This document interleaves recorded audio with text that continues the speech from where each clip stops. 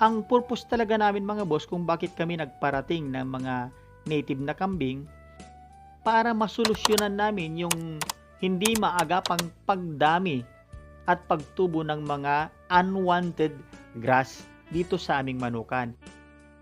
Wala pa kaming idea noon kung paano mag-alaga ng kambing, kaya minabuti namin na mag-umpisa sa 3 native na dumalaga.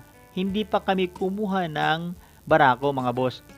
Ang unang ginawa namin mga boss ay naghanap ng kaunting kaalaman, syempre sa YouTube, yung mga ibang mga nagbablog na may mga goat farms, at saka sa Facebook din tungkol sa mga pagkain ng kambing.